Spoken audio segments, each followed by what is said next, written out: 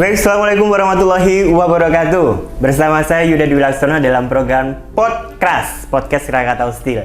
Hari ini saya seperti apa yang saya janjikan pada hari sebelumnya, bahwasanya saya akan bermain di salah satu anak usaha dari Krakatau Steel Holding, yaitu PT Krakatau Pipe Industries.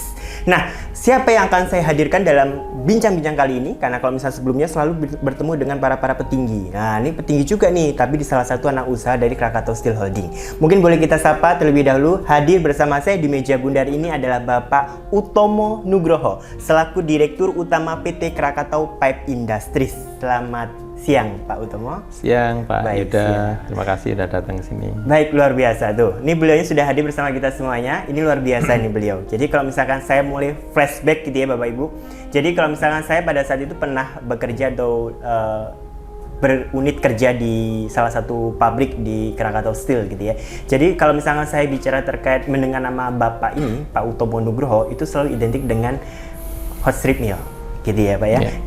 Karena banyak tuh kalau misalnya saya beberapa atasan saya yang pernah saya kerja itu, kalau umum Pak Utomo Nugroho itu sangat disiplin ya, sangat kompeten gitu ya. Nah itu bisa istilah-istilah itu muncul Pak di telinga kami anak-anak muda yang baru bergabung di Krakatau Steel.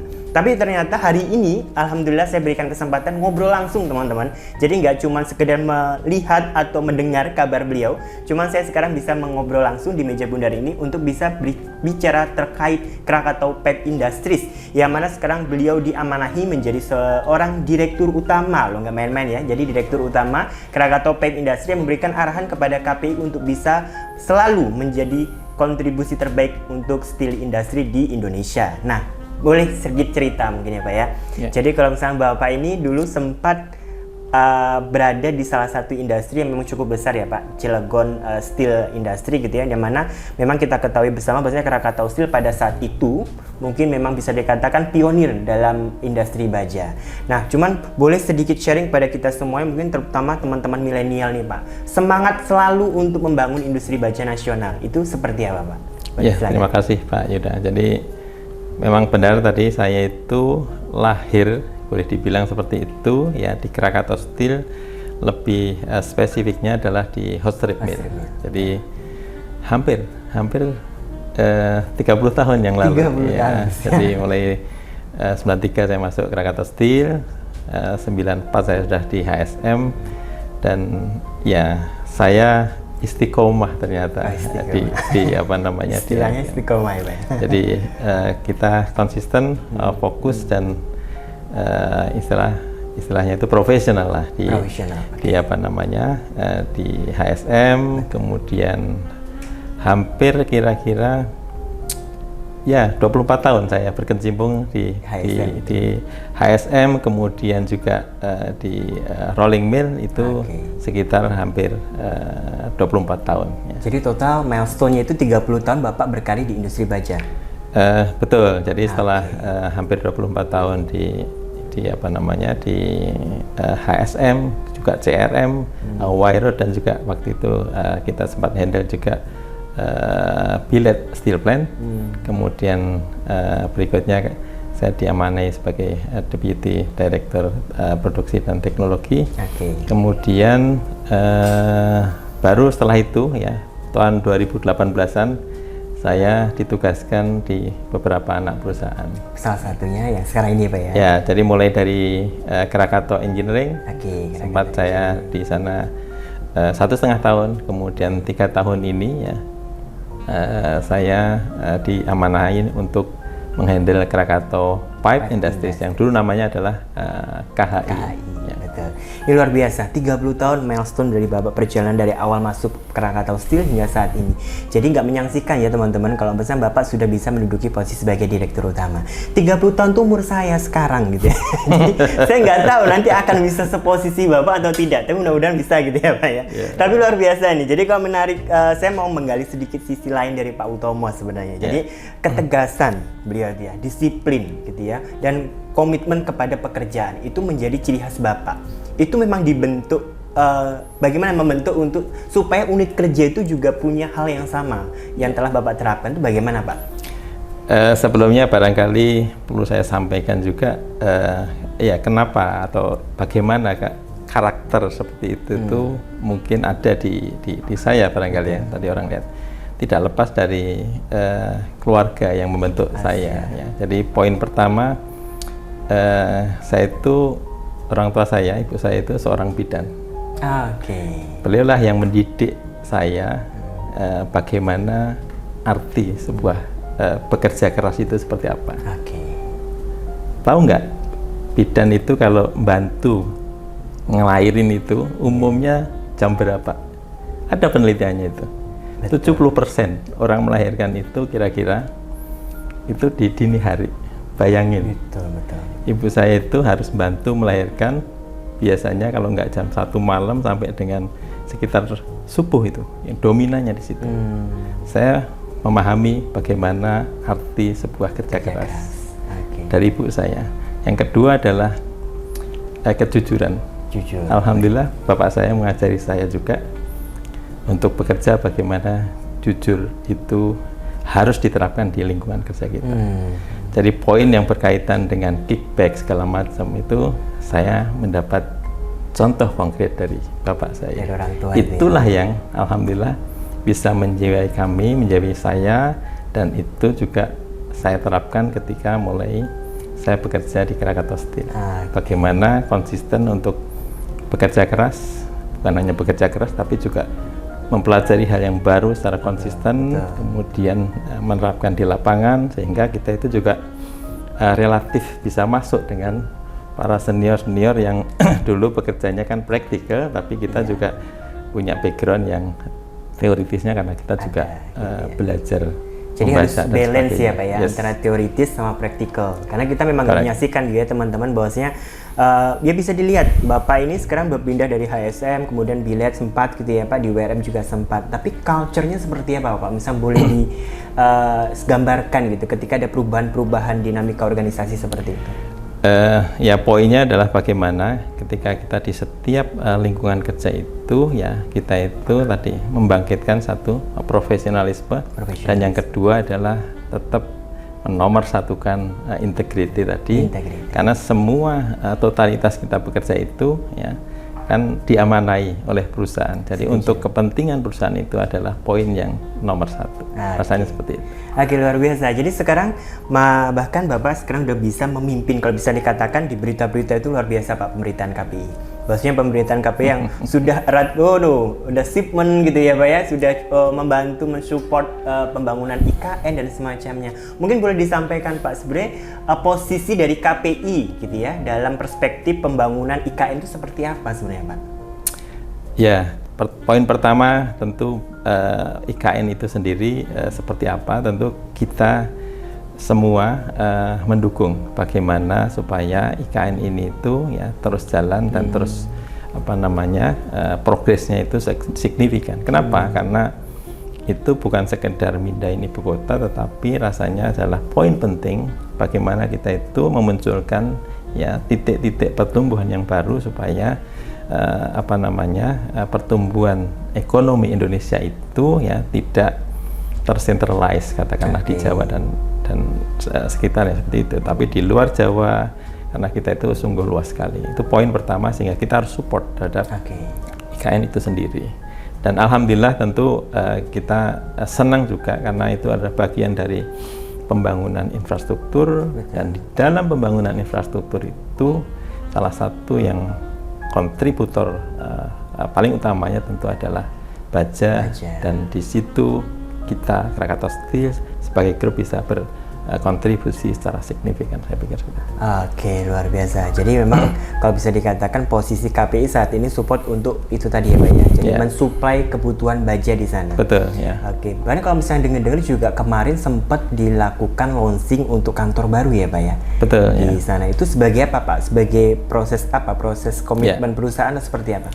Jadi kembali tadi, alhamdulillah Krakatau Pipe Industries itu juga sudah memulai ya 1 tahun lebih yang lalu ya berkontribusi di IKN itu, baik itu untuk pembangunan dermaga, kemudian support untuk jembatan.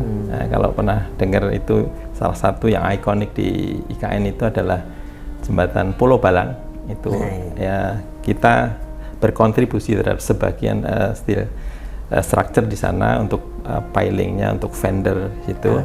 Kemudian yang terakhir kita juga support ke salah satu BUMN karya juga untuk transmission, water transmission. Jadi menyalurkan air baku dari salah satunya yang sekarang sudah atau hampir jadi adalah bendungan Sepaku Semoy, ya, itu sebagai salah satu sumber air baku untuk IKN nanti, ya, kemudian harus ditransmisikan air bakunya ke IKN, itulah menggunakan pipa produk kita. Oke, jadi kalau misalkan saya menikmati air yang ada di IKN, itu adalah salah satu distribusinya pipanya KPI gitu ya. Betul. Tapi itu ada namanya Pak ya, di pipanya KPI gitu ya? Iya, tapi nanti pasti juga ditanam sebagian besarnya kan. Baik, siap. Karena soalnya kalau kita main ke sebuah kota atau wilayah itu kan kita harus memperkenalkan kita ya Pak. Nah, bagaimana itu memasifkan, membranding diri bahwasanya KPI itu memang sudah ada di Kalimantan gitu ya, sudah ada di ibu kota Nusantara dan memang berikan kontribusi tidak hanya untuk IKN tapi masyarakat sekitar gitu. Bagaimana Pak? Betul, tadi kembali sebenarnya kenapa finally kita membuka kantor, boleh dibilang kantor cabang atau perwakilan di sana. Pertama kan tadi kita sudah merintis bisnis di sana dan kita berpikir bahwa IKN ini adalah nanti akan terus berlanjut. Dan bukan hanya berlanjut tapi semakin besar investasi di sana, kebutuhan baja dan semakin besar, bagaimana kita harus mulai lebih close lagi terhadap katakanlah beberapa informasi pengambilan keputusan di sana, maka disitulah pentingnya peran kantor perwakilan kita. Dan itu tentu bukan hanya untuk Krakatau Pipe Industry saja, tetapi kan Krakatau Steel bukan hanya KPI tapi juga produk-produk yang lain untuk besi beton, section dan sebagainya juga nanti dibutuhkan di IKN itu sendiri, sehingga sekali lagi itu pentingnya kemudian kami membuka kantor perwakilan di sana untuk seluruh Krakatau Steel Group kira-kira gitu. Oke, luar biasa jadi ya. Jadi nanti kalau misalnya setelah dari Kalimantan kemana lagi nih kira-kira Pak?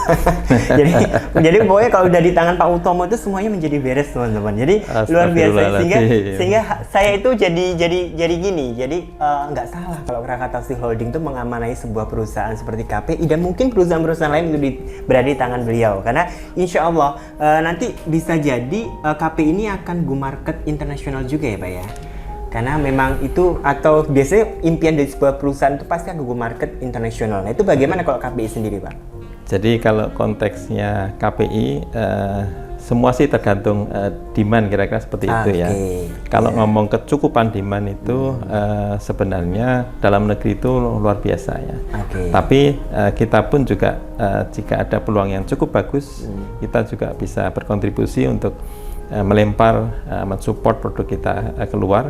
Dan itu juga pernah kita lakukan ke Australia, ke Konawara sana. Jadi kita support ke McConnell Dowell, itu one of the biggest EPC company Australia. Kita support mereka untuk project di Royal Australian Navy di sana untuk bikin pelabuhan juga. Itu salah satu yang menurut saya termasuk membanggakan kita. Ya. Kenapa? Karena pipa yang kita support itu nggak main-main, tebelnya ya 1 inch, minimal 25 mm. Nggak banyak yang bisa membuat seperti itu. Ya. Tapi KPI bisa ya Pak?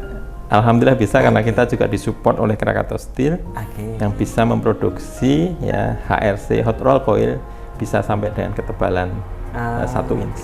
Jadi seperti itu ya Sobat Bat, ibarat pentingnya kolaborasi. Jadi tidak hanya peran dari KPI sendiri, tapi memang ada peran dari beberapa industri yang lain yang mensupport gitu ya, membuka peluang jalan untuk bisa masuknya ke dalam sebuah pasar gitu ya. Nah ini luar biasa. Karena kalau misalkan saya bicara terkait pasar gitu ya, tapi kalau untuk KPI sendiri untuk di global di Indonesia sendiri itu sebagai pionir bukan sih Pak untuk pipa baja itu, atau ada kompetitor lain gimana Pak? Jadi lebihnya ke domestik ya kalau saya nyebutnya, kalau pasar Indonesia, pasar domestik. Jadi Pak Yuda ketahui bahwa baru saja kita itu ulang tahun ke 50 tahun 71 itu berapa? 52 tahun ya. Betul. Mei kemarin. Artinya KPI dulu namanya KHI itu sudah lahir tahun 52 tahun yang lalu. itulah kami berkiprah. Jadi apa namanya, bisa dibayangkan bagaimana kontribusi kita, terutama untuk infrastruktur, termasuk kemudian untuk oil and gas dan sebagainya. Kita cukup dominan di situ. Tentu selain ada beberapa yang dominan di domestik, di Surabaya ada, di Jakarta juga ada. Nah itu. Jadi lucu nih, kalau jawaban dari Pak Nugroho ini sebenarnya implisit gitu ya. Soalnya beliau nggak menyebut kita pemain utama teman-teman, tapi sudah 52 tahun nih. Itu sudah cukup menggambarkan bahwa memang ini merupakan peran yang paling penting gitu ya. Jadi bisa jadi pionir utama untuk pipa baja di Indonesia. Ini luar biasa. Nah kalau misalkan buat ini kan tadi ngomongin tentang korporasinya ya Pak ya. Tapi bagaimana peran Bapak untuk bisa membangun jalinan yang baik terhadap kinerja dari karyawan di KPI sendiri itu seperti apa? Strateginya atau culture yang dibangunnya seperti apa Pak? Boleh disampaikan Pak?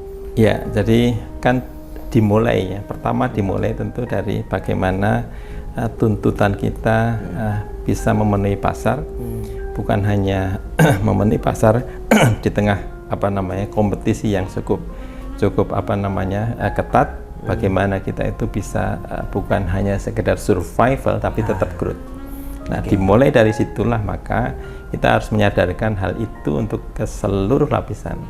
Nah, untuk bisa katakanlah survival dan growth tadi, maka kita harus memiliki performan kinerja yang baik. Pertama adalah internal, tentu kita harus memiliki operational excellence, ya, baik itu dari sisi alhamdulillah kita punya pengadaan baku itu satu supply chain dengan Krakatau Steel sebagai backup kita. Itu tentu menjadi salah satu keunggulan kita. Selain yang berikutnya tentu ya, internal kami Krakatau Pipe harus terus melakukan continuous improvement dalam konteks untuk membangun competitive advantage kita, efisiensi, productivity. Itu rasanya sih harus sudah menjadi apa namanya makanan kita sehari-hari. Makanan sehari-hari artinya itu kita lakukan ya setiap hari dan secara continuous, kira-kira seperti itu. Oke, luar biasa. Tapi saya juga menarik nih. Jadi kalau misalnya kita memang dari level top management sampai di paling bawah pun itu harus punya semangat yang sama ya Pak ya. Jadi memang memberikan best effort yang terbaik untuk industrinya gitu ya. Nah sekarang kalau misalkan saya bicara terkait ini Pak, apa namanya culture ya Pak ya. Kalau misalnya kita ngomong bahwasanya culture di tiap perusahaan itu kan pasti berbeda. Tapi kalau misalnya yang dibangun di atmosfer yang dibangun di Krakatau Pipe Industries itu sendiri bagaimana Pak? Untuk budaya. Ya, jadi kembali tadi itu dimulai dari tuntutan tadi pasar, maka bagaimana itu harus bisa dirasakan oleh seluruh apa namanya karyawan di KPI. Ya. Nah, salah satu bentuk atau breakdown dari situ, bagaimana kita kemudian juga membentuk katakanlah satu tim efisiensi ya konteksnya seperti itu. Itu siapa aja, semua ya, semua artinya bukan hanya di production, tapi juga include di situ apa yang bisa dilakukan oleh marketing dan juga oleh apa namanya supporting yang lain. Nah, ketika di situ kita sudah punya tim, bagaimana kemudian tim itu kita lakukan brainstorming untuk memunculkan ideas, kira-kira apa yang bisa dilakukan oleh di masing-masing bagian tadi itu. Kemudian kita tangkap tadi itu apa namanya inisiatif-inisiatifnya ya, kemudian itulah yang nanti kita eksekusi, kita abseni setiap minggu. Nah, oh ini efektif atau enggak, kalau enggak efektif pikir lagi yang lain lagi apa. Nah, disitulah pentingnya adanya konsistensi, konsisten and persistent di situ. Nah, luar biasa ya, konsisten and persistent. Sebagai penutup hari ini obrolan kita yang luar biasa hari ini gitu ya Pak, saya pengen tahu nih, saya intipin ya teman-teman. Jadi nanti ada strategi apa lagi dari KPI di bawah kepemimpinan beliau. Nah, mungkin saya boleh bertanya KPI di masa yang akan datang tuh mau gimana Pak? Ya, jadi tetap kembali bagaimana kita itu punya apa namanya insting membaca demand kebutuhan konsumen itu seperti apa. Itulah yang harus kita tangkap ya sekarang dan ke depan itu seperti apa. Kita harus mengakomodasi seperti itu. Kalau enggak itu maka kita akan lewat. Sehingga apa namanya menangkap peluang itu waktu yang akan kita bikin short list dan long list apa yang harus kita lakukan. Jadi mulai dari katakanlah pengembangan yang sifatnya kapabilitas horizontal kita, itu istilah saya ya. Horizontal ya artinya kalau kita sekarang hanya bisa main sampai dengan let's say berapa diameter 4 inch, kita kembangkan sampai dengan yang lebih kecil lagi. Itu seperti itu. Kemudian juga kita program yang vertikal, produk-produk yang lebih ke hilir lagi apa yang bisa kita lakukan. Itu pembuatan pipa kapabilitas kita tingkatkan. Begitu juga coating capability seperti itu. Sehingga kemampuan kita, kapabilitas kita itu bisa matching sesuai dengan yang diharapkan oleh demand atau customer kita. Itu yang akan sedang dan akan terus kita lakukan. Nah, siap, luar biasa. Saya lama-lama jadi pengen gabung di tempat Pak Utomo. Selamat datang, silakan. Baik, luar biasa teman-teman. Hari ini kita obrolannya singkat, tapi ya cukup 15 menit saja, tapi memang berkesan ketemu dengan beliau. Nanti mungkin di luang waktu kita bisa ngobrol banyak lagi gitu ya Pak. Baik, kami ucapkan terima kasih kepada Pak Utomo Nugroho telah bersempatan untuk bisa sharing kepada kita semuanya tentang kinerja terbaik dari Krakatau Pipe Industries. Dan pastinya ini untuk mensupport industri baja nasional dan Krakatau Steel Holding pada umumnya. Saya Yuda Dwi Laksana mengucapkan terima kasih kepada semua rekan yang terlibat. Wabillahi taufiq walhidayah. Wassalamualaikum warahmatullahi wabarakatuh. Waalaikumsalam. Terima kasih Mas Yuda. Baik.